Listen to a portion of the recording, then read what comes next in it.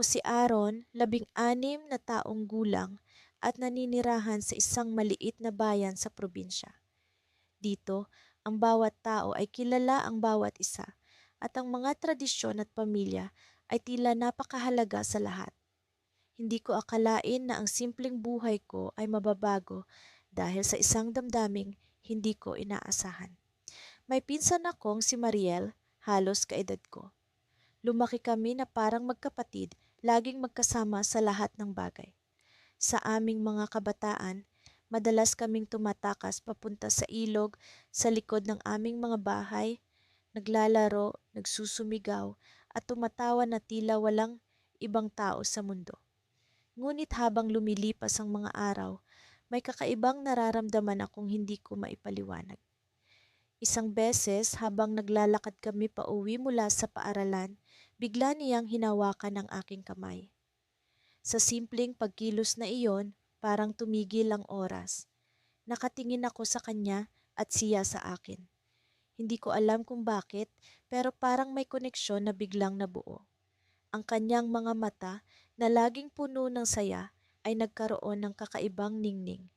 Hindi ko alam kung ano ang nararamdaman ko, pero alam kong hindi ito tama, hindi ito dapat. Nagpatuloy ang aming mga lihim na pagkikita at pagtakas. Naging mas madalas ang aming pag-uusap na puno ng mga pangarap at pag-asa. Ngunit sa likod ng bawat ngiti ni Mariel, may takot akong nararamdaman. Paano kung malaman ng aming mga magulang? Paano kung malaman ng buong bayan? Ang damdaming ito na tila hindi nararapat ay nagiging mas malalim sa bawat araw. Isang gabi, habang naglalakad kami sa ilalim ng buwan, inamin ni Mariel na may nararamdaman din siya sa akin. Hindi ko alam kung matutuwa ba ako o matatakot. Alam naming pareho na ang aming pagmamahalan ay hindi maaaring mangyari, na ito ay labag sa batas ng pamilya at lipunan. Ngunit paano mo pipigilan ang puso? Alam mo, Aaron, hindi ko alam kung paano ko pipigilan ito, sabi ni Mariel habang nakatingin sa mga bituin. Pero alam kong hindi ko kayang mawala ka. Sa mga salitang iyon, parang may bumagsak na pader sa pagitan namin. Ang damdamin ko para sa kanya ay naging mas maliwanag, mas malalim at mas komplikado. Alam kong wala na itong balikan. Ang pagkakaibigan namin ay hindi na magiging katulad ng dati. Ang damdamin ko para sa kanya ay naging isang bagay na hindi ko kayang itago. Ngunit sa likod ng mga hindi inaasahang damdamin, may isang hindi inaasahang pangyayari. Isang araw, habang pauwi kami mula sa ilog, may nakita kaming isang kotse na umiikot sa kalsada. Bigla itong huminto sa harap namin at mula dito ay lumabas ang isang lalaking hindi namin kilala. Sa kanyang mga mata ay may kasamaan, tila may balak na hindi maganda. Sa isang iglap, hinila niya si Mariel papunta sa kotse. Hindi ko alam kung ano ang gagawin. Ang takot ay bumalot sa akin, ngunit ang pag-ibig ay nagbigay sa akin ng lakas na kumilos. Hinabol ko ang kotse, pilit na hinawakan ng kamay ni Mariel na puno ng takot. Ngunit bago pa man ako makalapit, biglang may pumutok na tunog mula sa kotse. Isang putok ng baril. Sa mga sandaling iyon, ang mundo ko ay bumagsak. Ang damdamin ko ay napuno ng takot at pangamba. Ano ang nangyari kay Mariel? Ano ang mangyayari sa amin? Ako si Mara at ang kwento ko ay hindi pangkaraniwan. Sa unang bahagi ng aming kwento, naaalala ko pa ang init ng araw na tumama sa aking mukha habang nakatingin ako sa dalampasigan. Sa likod ng aking isip, bumabalik ang mga alaala ng aking magpinsan na si Alex, ang taong hindi ko inaasahan na makakapagpabago sa takbo ng aking buhay. Lumipas ang ilang linggo mula nang maganap ang hindi inaasahang pagtatagpo namin ni Alex sa tabing dagat. Sa araw-araw na pagpupunta namin sa parehong lugar, unti-unti naming naiguguhit ang isang mundo kung saan kami lamang ang nagkakaintindihan. Ang mga mata ni Alex na tila ba kumikinang sa bawat pagkakataon ay naging salamin ng damdaming pilit kong tinatago. Sa kabila ng pagkakaalam na kami ay magpinsan, hindi ko mapigilan ang pag-usbong ng bagong damdamin sa aking puso. Isang araw, sa gitna ng aming pag-uusap, biglang nagtanong si Alex, "Mara, ano nga ba ang nararamdaman mo sa akin?" Hindi ko alam kung paano sasagutin ang tanong na iyon. Napatigil ako at tumingin sa kanya. Pilit hinahanap ang tamang salita sa gitna ng mga alon at hangin. "Alex, alam mong hindi madali para sa atin ito." Tugon ko habang pilit na pinipigil ang panginginig ng aking boses. Nararamdaman ko ang bigat ng sitwasyon, ngunit sa kabila nito, hindi ko maikaila ang saya tuwing kasama siya. Ngunit hindi ko rin maitatanggi na espesyal ka sa akin. Isang ngiti ang sumilay sa kanyang labi, ngiti na puno ng pag-asa at saya. Ngunit sa likod ng mga mata niyang iyon, nakita ko ang isang uri ng kalungkutan. Alam naming pareho ang hirap ng aming sitwasyon. Sa mundong ito, ang pagmamahalan namin ay tila isang kasalanan, isang bagay na kailangang itago mula sa mga mata ng lipunan. Isang buwan ang lumipas at mas lalo pang lumalim ang aming ugnayan. Nagsimula kaming magpalitan ng mga liham na puno ng mga pangarap na hindi maabot, mga pangakong hindi kayang tuparin. Sa bawat liham, mas lalo kong nadarama ang aming koneksyon. Isang koneksyon na hindi madaling putulin. Isang gabi, habang naglalakad kami sa dalampasigan, biglang bumuhos ang ulan. Tumakbo kami palayo sa tubig, nagtatawanan habang hinahanap ang masisilungan. Sa ilalim ng isang maliit na kubo, habang kami ay basa at nanginginig sa lamig, biglang hinawakan ni Alex ang aking kamay. "Mara, kailangan nating magdesisyon," sabi niya, seryoso ang tono ng kanyang boses. "Hindi ko alam kung hanggang kailan natin kayang itago ito. Mahal kita, ngunit natatakot ako sa maaaring mangyari." Tumango ako, ramdam ang bigat ng kanyang sinabi.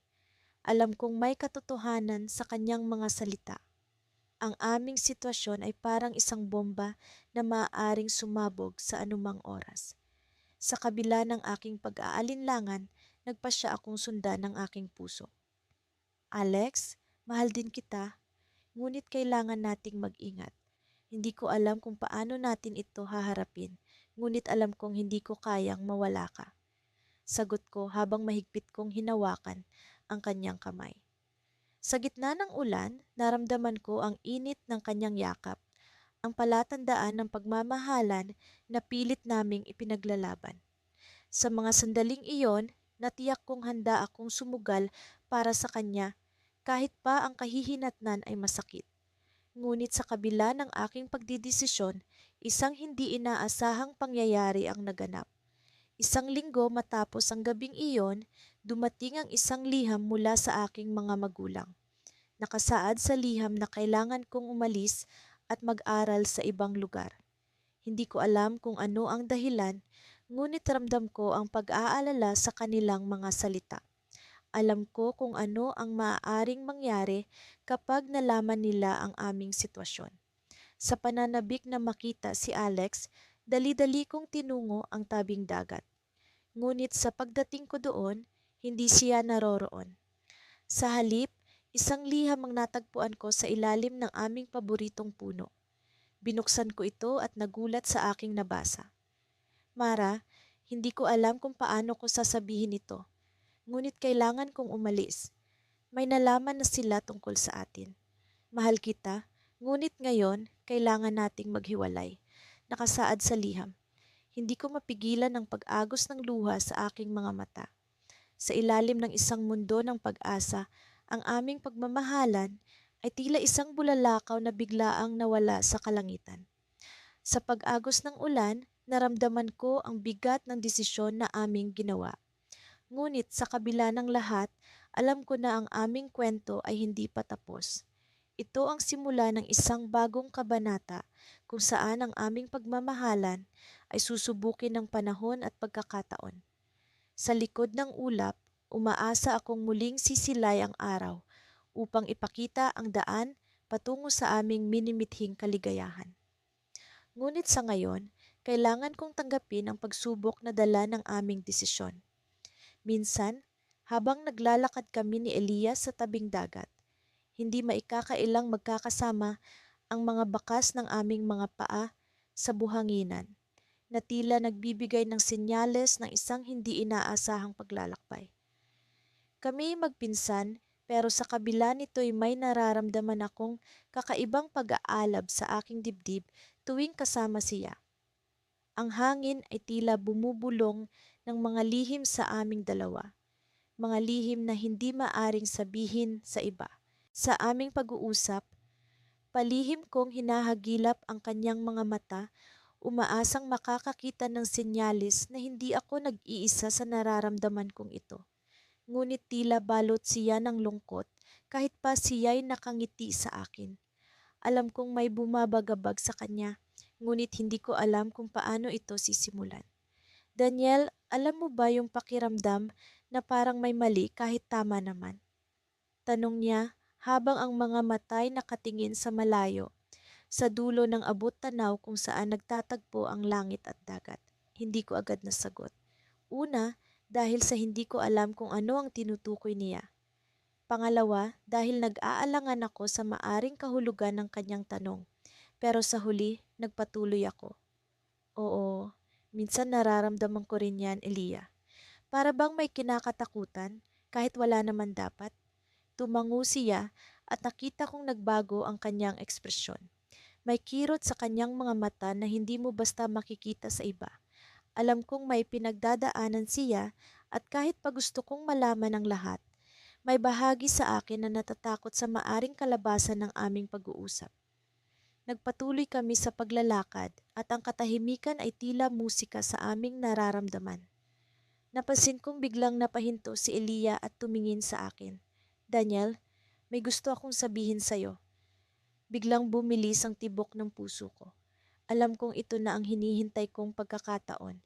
Pero sa kabila ng excitement, may bahagi sa akin na natatakot sa maaring marinig. Ano yon, Elia? Sabihin mo, sagot ko.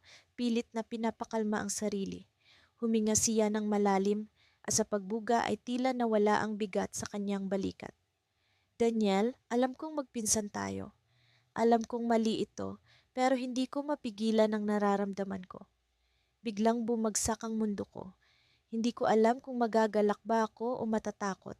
Alam kong mali ito sa mata ng maraming tao, pero ang puso ko'y nagsasabing tama ito. Elia, ako rin. Hindi ko alam kung paano sasabihin, pero ganun din ang nararamdaman ko. Nakita ko ang pagluha sa kanyang mga mata. Hindi ko alam kung ito'y luha ng kaligayahan o takot. Pero isa lang ang sigurado, mahal namin ang isa't isa sa kabila ng lahat.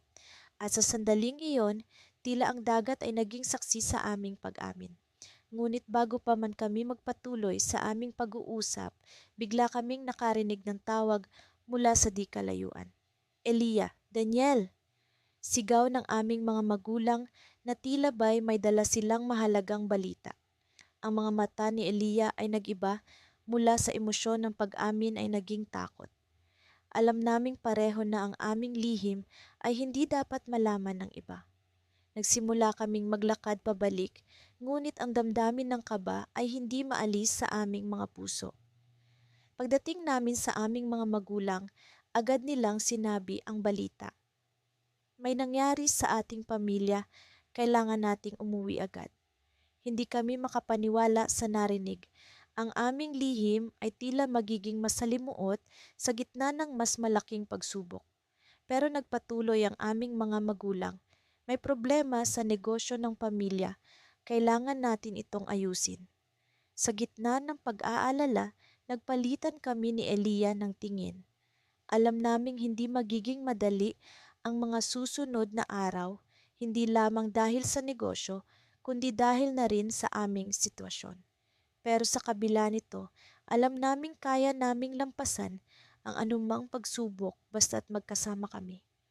Ngunit sa huling tingin niya sa akin, may nakita akong hindi inaasahan, isang lihim na nasa likod ng kanyang mga mata. Isang bagay na hindi niya pa nasasabi. Isang bagay na maaring makapagbago sa lahat. At bago pa ako makapagtanong, Muling nagsalita si Elia. Daniel, may isa pang bagay, pero hindi ko pa maaring sabihin. Nag-iwan siya ng palaisipan, isang cliffhanger na hindi ko alam kung paano haharapin. Sa kabila ng aming pag-amin sa isa't isa, may mas malalim pa palang lihim na kumakain sa kanyang isipan. At sa sandaling iyon, alam kong ang aming pagsubok ay hindi pa nagtatapos. Sa halip, nagsisimula pa lamang ang mas masalimuot na yugto ng aming kwento. Ang hangin ng Disyembre ay nagsimula ng dumampi sa aking balat na para bang may dalang lamig na hindi lamang pisikal kundi emosyonal din. Nararamdaman kong tila may isang bagay na nagbabadyang mangyari, isang bagay na magpapabago sa takbo ng aming mga buhay. Kami ni Isabel, ang pinsan kong naging higit pa sa isang kapamilya, ay patuloy na naglalakbay sa isang landas na tila walang katiyakan. Ang pagmamahalan namin ay sinubok ng mga mata ng lipunan, ngunit sa kabila ng lahat, mas pinili naming ipaglaban ito. Sa kabila ng malamig na paligid, ang init ng kanyang mga mata ay sapat na upang pawiin ang lamig sa aking puso. Kasalukuyan kaming naglalakad sa paborito naming parke. Ang mga dahon ng puno ay unti-unti nang nalalagas, kagaya ng unti-unting pagkatanggal ng aming mga alinlangan. Para sa amin, ito ay isang tahimik na lugar kung saan maaari kaming maging totoo sa isa't isa, malayo sa mapanuring mga mata. Sabel, alam mo ba kung gaano kita kamahal? Tanong ko sa kanya habang nakaupo kami sa isang lumang bangko na tila saksi sa mga lihim ng mundo. Hindi ko akalaing dadating tayo sa ganitong sitwasyon. Pero hindi ko rin akalaing magiging ganito kaimportante ang bawat sandali sa piling mo. Napangiti siya, ngunit ang nangiting iyon ay may halong pangamba. Mahal din kita, pero minsan iniisip ko, hanggang kailan natin kakayanin ito? Hanggang kailan natin maitatago ang lahat? Ang tanong niyang iyon ay tila isang espada na tumarak sa aking puso. Alam kong hindi madali ang aming sitwasyon. Ang pagmamahalan naming pinipilit na itago at ipaglaban ay tila isang matinding laban na kailangang pagtagumpayan. Ngunit ang tanong na iyon ay hindi ko pa rin matukoy kung may sagot. Pakiramdam ko ay para kaming mga ibon sa kulungan, pilit na nakahanap ng paraan upang makalaya. Habang naglalakad kami pauwi sa kanilang bahay, napansin kong may isang kakaibang presensya sa paligid. Isang itim na kotse ang tila sumusunod sa amin. Sinubukan kong hindi ito pansinin, ngunit ang kaba sa aking dibdib ay hindi mapigilan. Pakiramdam ko ay may isang bagay na nagbabadyang mangyari. Pagdating namin sa bahay nila sa Bel, naramdaman kong mas naging tensyonado ang paligid. Ang itim na kotse ay tumigil sa harap ng kanilang pintuan at mula rito ay lumabas ang isang lalaki na hindi ko inaasahang makikita. Si Tito Ramon, ang ama ni Isabel na matagal nang nasa ibang bansa, ay narito na ngayon nakatingin sa amin ng may kakaibang ekspresyon. Anong ginagawa mo rito? Tanong ni Isabel, halatang gulat sa biglang pagdating ng kanyang ama. Ako dapat ang magtanong sa inyo, sagot ni Tito Ramon. Ang kanyang boses ay puno ng awtoridad. Ano itong naririnig kong balita? Anong kalokohan ito? Pakiramdam ko ay biglang bumagal ang oras. Ang paligid ay tila nag-freeze at ang boses ni Tito Ramon ay umalingaw-ngaw sa aking isip. Hindi ko alam kung paano magsisimula, kung paano ipapaliwanag ang lahat. Ang takot na mawala si Sabel sa akin ay nagsimulang gumapang sa aking kalamnan. Sabel, mahal mo ba talaga ang pinsan mo? Tanong ng kanyang ama, ang kanyang mga mata ay puno ng pagdududa. Oo, mahal ko siya, tugon ni Sabel, ang kanyang boses ay puno ng determinasyon. Mahal ko siya sa paraang hindi ko kayang ipaliwanag. Isang katahimikan ang bumalot sa paligid. Alam kong ito na ang simula ng isang panibagong pagsubok, isang pagsubok na maaaring magbago sa takbo ng aming pagmamahalan. Sa kabila ng tensyon, naramdaman ko ang kamay ni Isabel sa akin. Mahigpit ang kanyang kapit na tila nagsasabing hindi kami susuko. Ngunit ang hindi namin inaasahan ay ang susunod na sinabi ni Tito Ramon. Sabel, kailangan mong malaman ang isang bagay. Hindi ko balak na masira ang puso mo, pero may isang lihim na matagal nang tinatago ng pamilya natin. Bago pa man namin magawang magtanong, bumukas ang pinto at pumasok ang isang babaeng hindi namin kilala. Siya ay may hawak na isang dokumento at ang kanyang mga mata ay puno ng kalungkutan. Ako si Teresa at ako ang tunay na ina ni Isabel. Ang pagpasok ni Teresa ay nagbigay daan sa isang bagong kabanata ng aming kwento. Isang kabanata na puno ng tanong at misteryo. Sa isang iglap, ang buong mundo ay tila nagbago. Ang aming pagmamahalan ay tila nakataya sa isang lihim na hindi namin inaasahan. Ano ang kahulugan ng lahat ng ito? Paano namin haharapin ang katotohanan ito? Kami ni Isabel ay nakatingin sa isa't isa, puno ng pagkalito. Ngunit sa kabila ng lahat, alam kong ang pagmamahal na mayroon kami ay hindi basta-basta magigiba. Sa gitna ng pagkalito, may isang bagay ang malinaw sa akin. Hindi ko kayang mawala si Isabel sa akin. Ngunit ang tanong, paano namin haharapin ang bagong pagsubok na ito? Sa kabila ng mga unos na dumaan sa aming buhay, ang pag-ibig na nararamdaman ko para kay Miguel ay hindi kailanman naglaho. Ang aming kwento ay tila isang pahina mula sa isang nobela, isang pag-ibig na ipinagbabawal ngunit mas matimbang kaysa sa anumang batas o tradisyon. Ang aming mga mata ay laging nagtatagpo sa kabila ng mga pagsubok at sa tuwing nangyayari iyon, isang hindi maipaliwanag na kagalakan ang bumabalot sa akin. Ngunit alam kong hindi ito tama. Alam kong hindi ito maaari.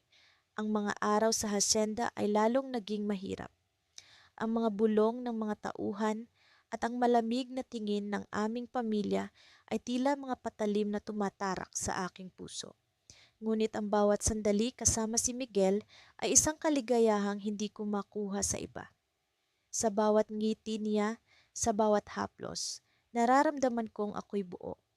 Isang gabi, habang ang hangin ay malamig at ang buwan ay maliwanag, naglakad kami ni Miguel sa tabi ng ilog. Ang tubig ay kumikaslap sa liwanag ng buwan at ang mga kuliglig ay nagsimula ng umawit ng kanilang mga himig. Ang lugar na iyon ay palaging naging saksi sa aming mga lihim na pag-uusap, sa aming mga pangarap na tila imposibleng makamtan. Alam mo, Elisa, sabi ni Miguel habang nakatingin sa malayo. Hindi ko na alam kung hanggang kailan ko pa kayang itago ang nararamdaman ko. Tumigil ako sa paglalakad at hinarap siya. Miguel, alam natin pareho na ang nadarama natin ay hindi tama. Paano kung malaman nila? Paano kung tuluyan tayong paghiwalayin? Ngunit sa kabila ng aking takot, naramdaman kong ang puso ko'y tumututol sa aking mga salita. Ang pag-ibig ko sa kanya ay hindi kayang itago ng kahit anong balakid. Hinawakan niya ang aking kamay at sa kanyang mga mata nakita ko ang isang determinasyon. Elisa, hindi ko na kayang magpanggap. Mahal kita. Alam kong mali, alam kong magulo, pero ito ang katotohanan. Ako'y natigilan. Ang mga salita niya ay parang musika sa aking pandinig. Ngunit kasabay ng saya ay ang nadaramang takot. Ang takot na isang araw, ang aming lihim ay magiging sanhi ng matinding gulo. Miguel, bulong ko, matagal ko nang nararamdaman ang parehong bagay. Mahal din kita. Pero paano natin haharapin ang kinabukasan? Sa puntong iyon, lumapit siya sa akin. Ang kanyang mga braso ay nakapaligid sa akin at ang init ng kanyang katawan ay nagbigay ng kapanatagan sa aking puso. Elisa, anuman ang mangyari, kasama mo ako. Hindi kita iiwan. Habang yakap-yakap niya ako, naramdaman kong nagkaroon kami ng sandaling tila. Kami lang ang tao sa mundo. Ngunit ang aming tahimik na sandali ay biglang naputol nang marinig namin ang mga yabag na papalapit. Miguel, Elisa, Sigaw ng isang pamilyar na boses. Si Tita Carmen, ang kapatid ng aking ina, ang lumapit sa amin. Ang kanyang mukha ay puno ng galit at pagkagulat. Ano ang ginagawa ninyo dito? Alam niyo bang ang ginagawa niyo ay isang kasalanan? Ang kanyang mga salita ay parang kidlat na gumising sa akin mula sa aming panaginip. Ang takot at pag-aalala ay biglang bumalik sa aking dibdib. Si Miguel ay nagpatibay ng kanyang kapit sa aking kamay, ngunit alam naming pareho na ang aming lihim ay hindi na lihim. Hindi ito tama. Kayo'y magpinsan. Ano ang sasabihin ng mga tao? Patuloy ni Tita Carmen habang ang kanyang mga mata ay nag-aapoy. Hindi ko alam ang isasagot. Ang mga pangarap na binuo namin ni Miguel ay tila nagbabagsakan at ang aming mga pusong puno ng takot ay hindi na alam ang gagawin. Ngunit sa kabila ng lahat, alam ko na ang pag-ibig na ito ay hindi basta-basta mawawala. Miguel, Elisa, sabi ni Tita Carmen, mas kalmado na ngayon. Kailangan nating pag-usapan ito. Hindi natin pwedeng ipagpatuloy ang ganito. Kailangan niyong magdesisyon. Ang kanyang tono ay puno ng awa, ngunit alam kong ang kanyang mga salita ay isang babala. Ang aming mundo ay nagbago sa isang iglap at ang kinabukasan ay tila isang tanong na walang kasagutan. Habang kami ni Miguel ay naglalakad pa uwi, ang kanyang mga mata ay puno ng lungkot.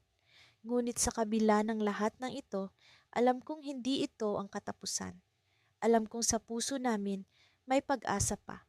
Ngunit habang kami bumalik sa hasyenda, isang sulat ang naghihintay sa akin sa aking kwarto. Ang sulat ay mula sa isang hindi kilalang nagpadala at ang laman nito ay nagbigay ng bagong takot sa akin.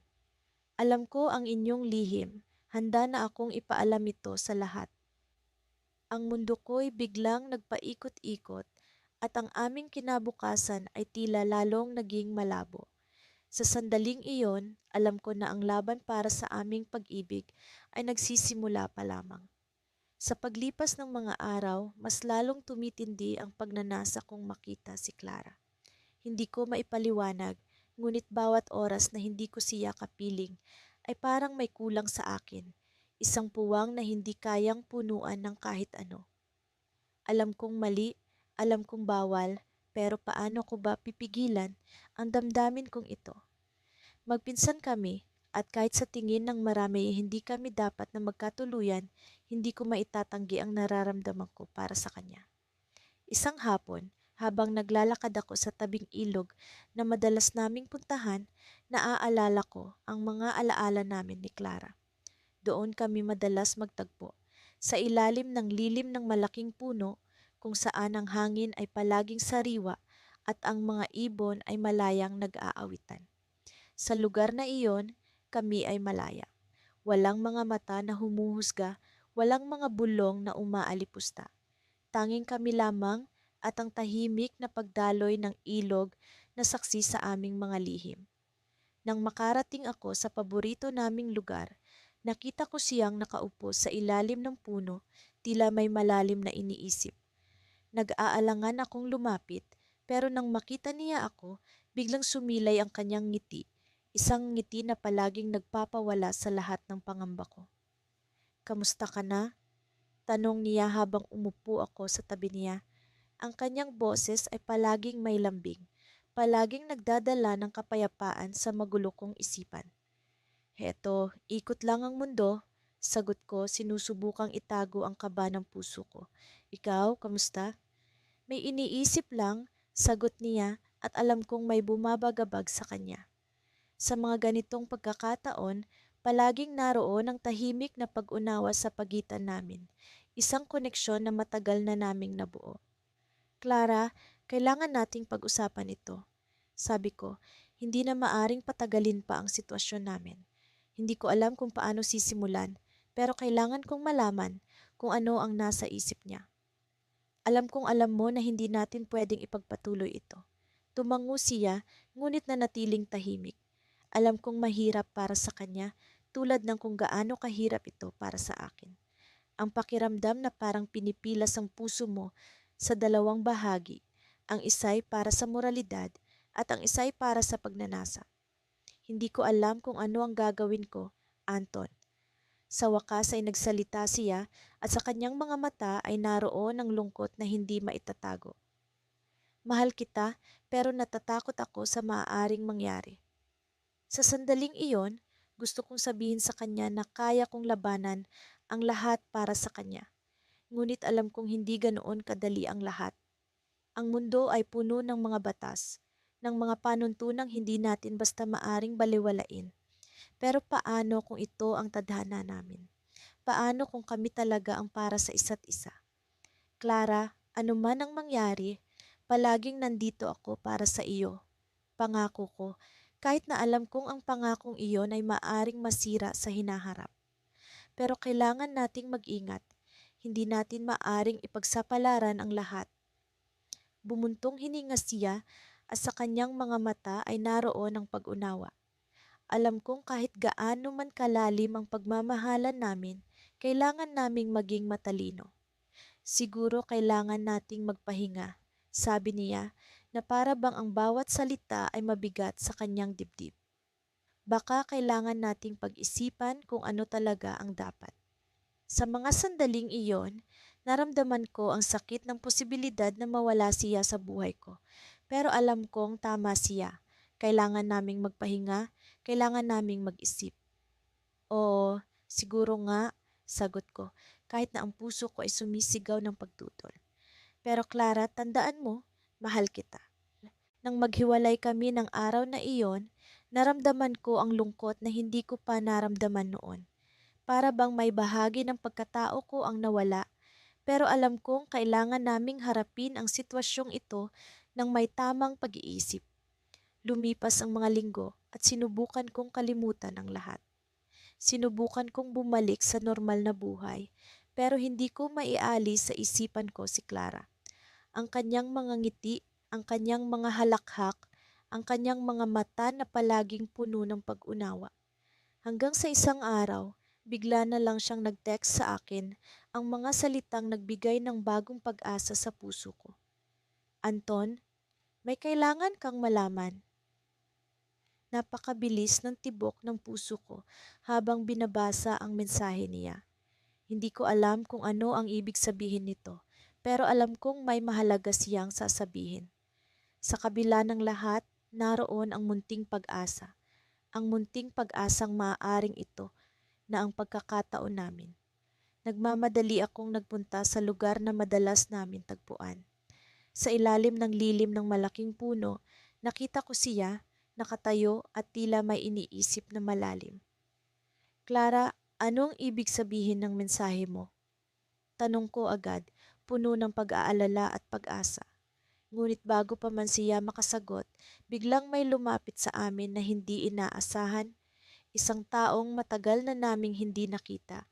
Isang taong may dala ng mga lihim na magbabago sa lahat. Napakabilis ng mga pangyayari. Ang kanyang pagbabalik ay tila isang bagyong sisira sa katahimikan ng buhay namin. Hindi ko alam kung paano haharapin ang mga susunod na mangyayari. Pero alam kong ito na ang simula ng isang yugto kung saan ang pagtitiis at pagmamahala namin ni Clara ay masusubok ng higit pa sa dati. Mula pa noong bata kami, lagi kong nararamdaman na espesyal ang relasyon namin ni Lila. Siya ang pinsan kong hindi ko lamang basta kadugo, kundi kaibigan, kakampi, at sa mga pagkakataong tulad nito, isang lihim na pag-ibig na hindi ko maipaliwanag. Sa bawat tagpo at usapan namin, nahuhulog ang loob ko sa kanya nang hindi ko inaasahan at sa kabila ng pangamba na dala nito, hindi ko maiwasang maghangad ng higit pa. Isang araw, habang pauwi kami mula sa paaralan, napansin ko ang kakaibang lungkot sa kanyang mga mata. Habang naglalakad kami sa tahimik na kalsada, hinawakan ko ang kanyang kamay. Lila, alam kong may bumabagabag sa'yo. Maaari mo bang ikwento sa akin? Tanong ko, umaasang may maibsan man lang ako sa kanyang dinadala. Hindi siya agad sumagot. Tahimik niyang pinagmasdan ang mga puno sa gilid ng daan na tila nagkukubli ng mga lihim. Alam mo, minsan iniisip ko kung bakit ba tayo dinala sa ganitong sitwasyon. Bulong niya na may kasamang pilit na ngiti. Anong sitwasyon? Tanong ko kahit alam ko na ang tinutukoy niya. Ito ay ang sitwasyong nagpapaikot ng aking damdamin sa paraan na hindi ko na makontrol. Ang sitwasyong ito, ang pagmamahalan natin na tila isang malaking kasalanan sa mata ng iba. Sagot niya at biglang tumigil sa paglalakad. Hindi ko alam kung paano ko haharapin ito, lalo na't alam kong hindi lamang tayo ang naapektuhan. Hindi ko na napigilan ng aking damdamin. Hindi ko nais na magpatuloy ang ganitong pag-aalinlangan sa aming pagitan. Lila, mahal kita. Hindi ko alam kung kailan ito nagsimula, pero ang alam ko, totoo ang nararamdaman ko. Sabi ko, puno ng determinasyon. Tumigil siya at humarap sa akin. Ang kanyang mga mata ay puno ng luha na tila bumabaha sa kanyang mga pisngi. Mahal din kita, pero paano natin haharapin ang lahat? Paano kung malaman nila? Tanong niya, ang kanyang tinig ay puno ng takot at pag-aalala. Alam mo, Lila, hindi ko rin alam, pero ang sigurado ako, hindi ko kayang mawala ka sa akin. Gagawin ko ang lahat para sa'yo, para sa atin. Sagot ko, umaasa na ang aking mga salita ay magiging sapat upang maibsan ang kanyang takot. Ngunit sa kabila ng aming mga pangako, alam namin na hindi ito magiging madali. Ang mundo ay tila puno ng mga mata na laging nagmamasid, handang husgahan kami sa anumang pagkakamali. Ang aming pamilya, mga kaibigan, at ang lipunan mismo ay maaaring hindi maintindihan ang aming sitwasyon at ito ang pinakamasakit na bahagi. Dumating ang isang gabi na hindi ko inaasahan. Kasama namin ang aming mga magulang sa isang salu-salo sa bahay ng aming lola. Ang kanilang mga ngiti ay tila mga maskara na nagkukubli ng tunay na damdamin. Ang malamlam na ilaw sa sala ay nagbigay ng kakaibang kalungkutan sa paligid. Habang nag-uusap ang mga nakatatanda tungkol sa kanilang mga alaala, kami ni Lila ay nasa isang sulok, tahimik na nagmamasid sa kanila. Biglang lumapit si Tita Marga sa amin. Kayong dalawa, bakit ang tahimik niyo? May problema ba? Tanong niya, ang kanyang tinig ay puno ng pagmamalasakit. Nagkatinginan kami ni Lila at sa isang iglap, naramdaman ko ang kaba sa aking dibdib. Wala po, tita. Nag-uusap lang kami, sagot ko, pilit na ngumiti. Ngunit sa likod ng kanyang mga mata, alam kong nararamdaman niya ang tensyon sa pagitan namin. Alam niyo, minsan hindi natin maiiwasan ang mga bagay na hindi natin kontrolado. Pero ang importante, alam natin kung paano ito haharapin. Wika ni tita na tila may malalim na mensahe. Habang nagpatuloy ang gabi, hindi ko maiwasang isipin ang kanyang sinabi. Ang mga salitang iyon ay tila bumabalot sa akin, nag-iwan ng marka sa aking isipan. Nang kami ay magpaalam na sa gabing iyon, hinatid ko si Lila sa kanyang kwarto. Bago tayo maghiwalay, may gusto akong sabihin sa'yo. Bulong ko, ang aking puso ay pumipintig na parang tambol. Ano man ang mangyari, lagi mong tandaan na nandito ako para sa'yo. Ngumiti siya, ang kanyang mga mata ay tila nagsasabi ng mga salitang hindi maipahayag ng kanyang labi. Salamat at ganoon din ako para sa'yo. Sa aming huling yakap, naramdaman ko ang init ng kanyang katawan na tila isang pangako ng pagmamahalan. Ngunit sa pagbitaw, may isang bagay na kakaibang nangyari. Ang isang lihim na hindi ko inaasahang matutuklasan. Pagdating ko sa bahay, biglang nagring ang aking telepono. Hindi ko inaasahan ang numero ng tumatawag. Isang hindi pamilyar na boses ang narinig ko sa kabilang linya, puno ng determinasyon at misteryo. Alam ko ang tungkol sa inyo ni Lila at may gusto kang malaman. Hindi ito ang inaasahan mong sitwasyon. Sabi ng boses, at sa isang iglap, bumalot ang takot sa aking puso. Hindi ko alam kung sino siya, pero alam kong hindi ito magtatapos sa isang simpleng pag-uusap. Sa likod ng mga salita, may isang lihim na naghihintay ng pagkatuklas. Sa paglipas ng mga araw, hindi ko maiwasang pag-isipan ng tungkol sa amin ni Clara. Ang aming sitwasyon ay tila isang malalim na balon na walang hangganan. Ang pagmamahalan na bumabalot sa amin ay tila isang lihim na bulkan na nagbabantang sumabog anumang oras. Bata pa kami, ngunit ang bigat ng aming damdamin ay parang nag-uudyok sa amin na patuloy na lumaban kahit na tila imposibleng magtagumpay. Isang gabi, nagpasya akong pumunta sa paborito naming tambayan, ang lumang bahay sa tabi ng ilog na matagal nang iniwan ng mga tao. Dito kami madalas mag-usap ni Clara, malayo sa mga mata ng mapanghusgang lipunan. Sa tabi ng ilog, naroon siya, nakaupo sa lumang kahoy na upuan, ang kanyang mga mata ay tila may iniisip na malalim. Clara, tawag ko, na nagpatigil sa kanya sa pag-iisip. Bumaling siya sa akin, ang kanyang mga mata ay puno ng damdamin na hindi ko maipaliwanag.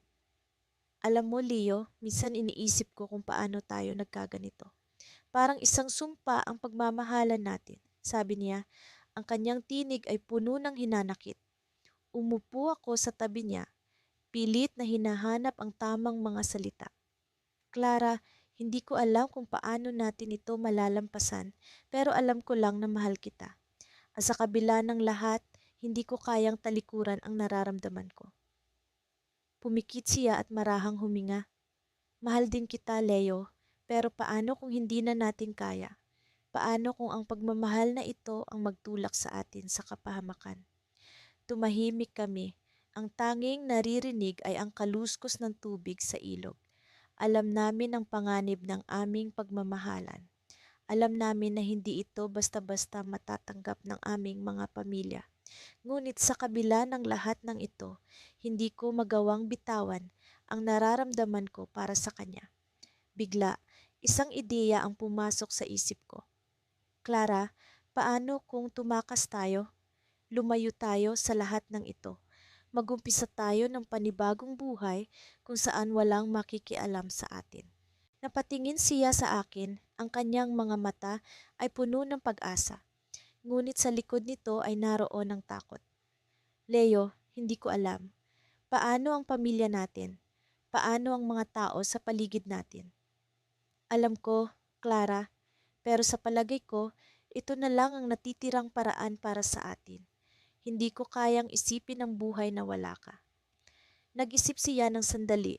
Ang kanyang mga mata ay tila naglalaban sa pagitan ng pag-asa at takot. Sa wakas, ngumiti siya, ngunit may kirot sa kanyang ngiti. Sige, Leo, subukan natin. Tumakas tayo, pero kailangan nating maging handa sa lahat ng maaaring mangyari. Yumakap ako sa kanya, ramdam ko ang init ng kanyang katawan na nagbibigay sa akin ng lakas ng loob. Alam kong ito na ang simula ng isang mahaba at hamon na paglalakbay. Ngunit para sa kanya, handa akong harapin ang lahat. Sa mga sumunod na araw, lihim naming pinlano ang aming pagtakas. Nag-ipon kami ng sapat na pera at naghahanap ng lugar na maaring pagtaguan. Ang aming mga puso ay puno ng pag-asa, ngunit may halong kaba sa kung ano ang maaaring mangyari. Isang gabi, habang papunta na kami sa istasyon ng bus, isang hindi inaasahang pangyayari ang naganap. Habang naglalakad kami, biglang may tumigil na kotse sa aming harapan. Mula rito, bumaba sina Tito Ramon at Tita Linda. Ang kanilang mga mukha ay puno ng galit at alam ko na hindi ito maganda. Leo, Clara, ano ang balak niyo? Sigaw ni Tito Ramon, ang kanyang tinig ay puno ng poot. Natigilan kami, hindi alam ang gagawin. Alam ko na ito na ang kinatatakutan naming sandali. Ang sandali kung saan ang aming mga plano ay maaaring gumuho. Leo, Clara, bumalik kayo sa bahay. Hindi niyo alam ang ginagawa niyo, sabi ni Tita Linda. Ang kanyang tinig ay may halong pagmamakaawa. Ngunit bago pa ako makapagsalita, biglang bumagsak si Clara sa lupa.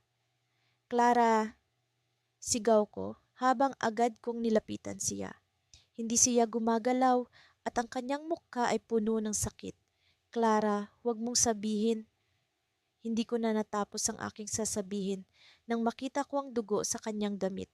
Sa gitna ng aming pagtakas, isang kakilakilabot na aksidente ang naganap.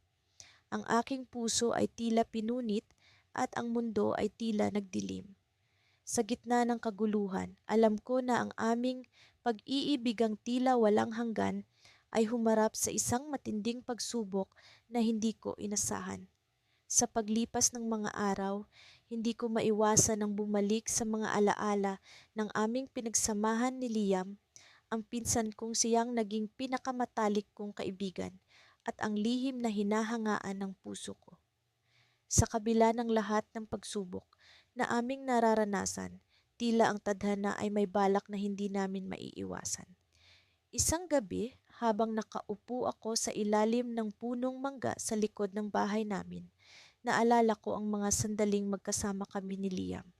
Ang tawanan, kulitan, pati na ang mga tahimik na pag-uusap na puno ng damdaming hindi ko maipahayag. Ang hangin ay malamig, ngunit ang init ng mga alaala ay tila nagbigay ng kaunting ginhawa sa akin. Nasa ganoong kalalim na pag-iisip ako nang biglang may narinig akong mga yabag.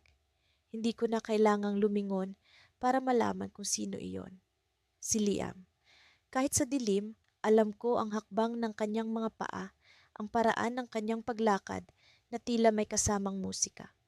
Umupo siya sa tabi ko, walang salitang lumabas sa kanyang bibig.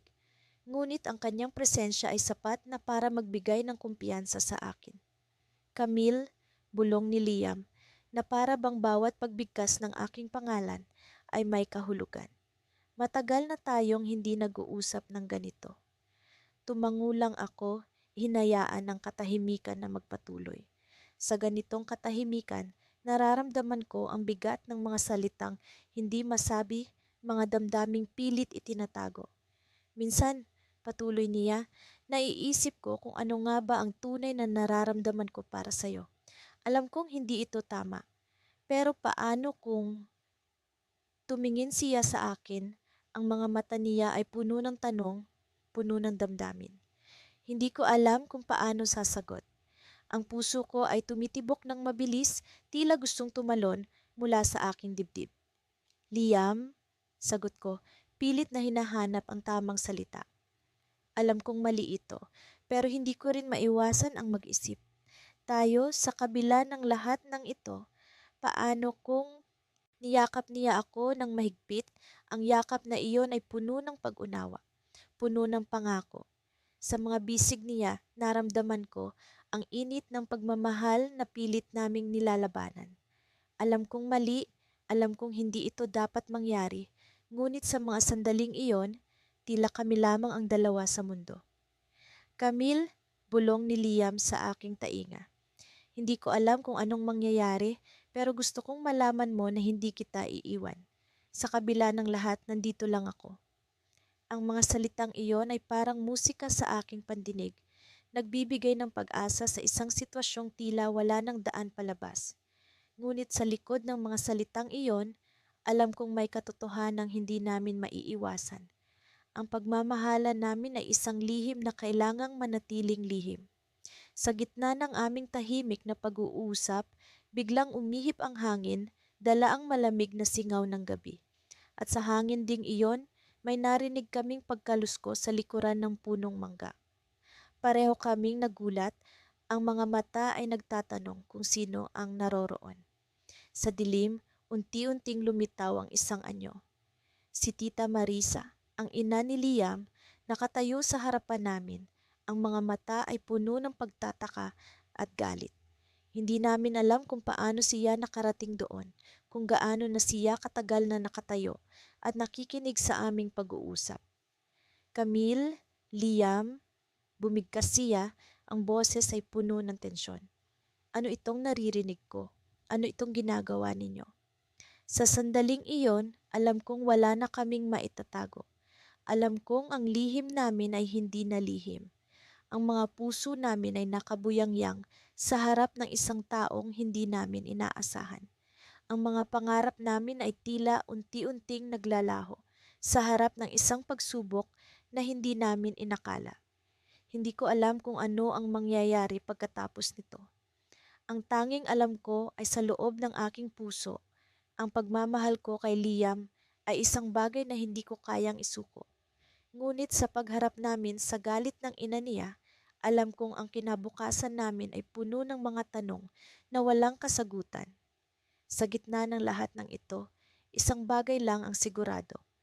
Ang pagmamahalan namin ay sinubok ng isang matinding pagsubok. At sa pagsubok na ito, kami ay kailangang tumayo, magpakatatag, at harapin ang kinabukasang puno ng pag-aalinlangan at takot. Ito na nga ba ang katapusan ng aming lihim na pagmamahalan o simula ng isang bagong kabanata? Hindi ko alam. Ngunit sa sandaling iyon, ang tadhana ang siyang may hawak ng susi sa aming kapalaran. Sa mga pagkakataong ito, ang tunog ng ulan sa bubong ng lumang bahay ni na Lola ay tila musika sa aking pandinig. Nasa silong ako ng lumang bahay, nagtatago mula sa mundo kasama ang pinsan kong si Arvin. Sa loob ng bahay na ito, kung saan maraming alaala ng aming pagkabata, unti-unti naming natutuklasan ang damdaming hindi namin inaakalang mararamdaman para sa isa't isa. Alam kong mali, alam kong hindi dapat. Ngunit ang puso minsan ay may sariling isipan. Walang ibang lugar na makapagbibigay sa amin ng kanlungan, kundi ang luma at sira-sirang bahay na ito. Dito namin natutunan ang halaga ng bawat sandali, bawat hikbi, at bawat ngiti na palihim na sinisilayan. Marami na tayong alaala rito, hindi ba? Tanong ni Arvin habang nakatingin sa lumang larawan ng aming pamilya na nakasabit sa dingding. Tumango ako. Oo, dito tayo madalas maglaro noong bata pa tayo. Sino mang mag-aakala na magiging ganito ang lahat? Nagsimulang pumuno ng katahimikan ang paligid. Tanging ang patak ng ulan lamang ang maririnig. Ngunit sa loob ko, may bagyong nagpupumilit lumabas. Anong gagawin natin? Tanong ko, puno ng pag-aalala sa kung anong kinabukasan ang naghihintay sa amin. Hindi agad sumagot si Arvin. Sa halip, hinawakan niya ang aking kamay. Mainit ang kanyang palad, tila nagbibigay ng lakas sa akin. Hindi ko rin alam, pero alam kong mahal kita at hindi ko kayang mawala ka sa buhay ko. Sa mga salitang iyon, bumigat ang aking dibdib. Hindi ko kayang mawala siya, ngunit paano namin haharapin ang mundo na hindi kami kayang tanggapin? May paraan, bulong niya, tila nababasa ang takot sa aking mga mata. May paraan para sa ating dalawa. Hindi ko alam kung ano ang kanyang tinutukoy, ngunit sa mga oras na iyon, nabalot ako ng pag-asa. Paano kung may paraan nga? Paano kung may pagkakataon kaming makaligtas sa mga mata ng mga tao, sa mga batas ng lipunan? Alalahanin mo ang sinabi ni Lola noon, patuloy niya. Ang pagmamahal ay hindi nasusukat ng distansya o ng dugo. Nasusukat ito ng puso at ng tapang. Binalikan ko ang alaala ni Lola, ang kanyang mga ngiti at mga kwento ng pag-ibig na tila walang hangganan. Ngunit alam kong iba ang aming sitwasyon. Iba ang aming laban. Nang biglang may kumatok sa pinto. Napatingin kami sa isa't isa, puno ng kaba. Sino ang maaaring nasa labas sa ganitong oras ng gabi? Tumayo si Arvin upang buksan ang pinto habang ako'y nanatiling nakaupo, ninenerbiyos. Pagbukas ng pinto, bumungad ang isang hindi inaasahang bisita. Si Tita Lorna, ang ina ni Arvin, na tila nabalot ng pag-aalala at galit. Ano ang ginagawa ninyo rito? Tanong niya, puno ng tensyon ng boses. Napalunok ako. Alam kong hindi namin kayang magtago pa. Hindi ko alam kung paano sisimulan ang paliwanag. Ngunit alam kong kailangan naming harapin ang katotohanan. Bakit po kayo nandito, tita? Tanong ni Arvin, pilit na pinapakalma ang sarili. Nabalitaan ko mula sa mga kapitbahay na madalas kayong magkasama. Hindi ito tama, Arvin. Alam mo kung ano ang sinasabi ng mga tao tungkol sa inyong dalawa. Napaawang ang aking bibig ngunit walang lumabas na salita. Alam kong hinihintay niya ang aking paliwanag, ngunit tila naubusan ako ng lakas. Alam namin, tita, sa wakas ay sabi ni Arvin. pero hindi namin kayang pigilan ang nararamdaman namin para sa isa't isa. Nakita kong nagbago ang ekspresyon ni Tita Lorna. Mula sa galit, tila nabalot siya ng pagkalito at lungkot. Hindi ko alam kung paano ko kayo matutulungan, pero isa lang ang hiling ko. Sana'y pag-isipan ninyo ito ng mabuti. Hindi lahat ng bagay ay kayang ipaglaban. Napatungo ako, puno ng pag-aalala sa mga susunod na mangyayari. Ngunit bago pa man tuluyang isara ni Tita Lorna ang pinto, may ibinulong siya kay Arvin. Isang bagay na hindi ko inaasahang maririnig. May isang lihim na matagal nang itinatago ng pamilya natin. Isang lihim na maaring magbago ng lahat. Napatingin ako kay Arvin na tila nabalot ng pagkalito. Ano ang ibig sabihin ni Tita? Ano ang lihim na iyon? Hindi ko alam kung paano ito makakaapekto sa amin. Ngunit sa mga oras na iyon, naramdaman kong ang lihim na iyon ang magiging susi sa aming kaligtasan o pagkawasak. Isang lihim na maaaring magbukas ng bagong pinto o magtulak sa amin palayo sa isa't isa. Ang ulan ay patuloy na bumuhos, tila sinasalamin ang damdamin ko. Sa gabing ito, sa lumang bahay na puno ng alaala, nagsimula ang isang bagong kabanata ng aming kwento. Isang kabanatang puno ng pag-asa at takot sa kung ano ang maaaring magbunyag ng lihim na iyon.